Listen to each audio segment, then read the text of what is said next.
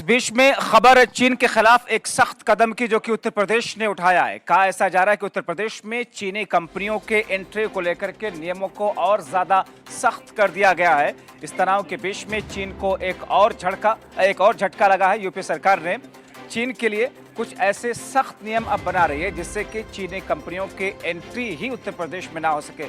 सरकारी टेंडर्स के नियमों को और ज्यादा सख्त किया गया है।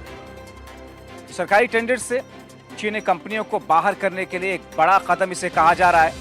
चीनी कंपनियों को अपने सभी टेंडर से अलग करने का फैसला उत्तर प्रदेश की सरकार ने लिया है। तो तनाव के बीच में उत्तर प्रदेश सरकार की तरफ से एक महत्वपूर्ण कदम, जिससे कि चीनी कंपनियों को एक बड़ा झटका इस वक्त लगता हुआ दिख रहा है। हालांकि इस पूरे मामले को लेकर के बीते कई दिनों से आवाजें उठ रही थी।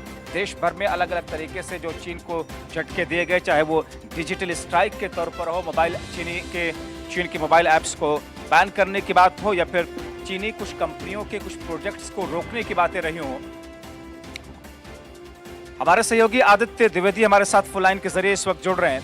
आदित्य, भारत सरकार की तरफ से कई कदम उठाए गए इस बीच में, और इस बीच में उत्तर प्रदेश का एक महत्वपूर्ण कदम, आप किस तौर पर इसको देखें और क्या किन किन कंपनियों को लिए है, या पूरे तौर पर किसी भी कंपनी के एंट्री को अब इतनी आसानी से जगह उत्तर प्रदेश में नहीं मिलेगी?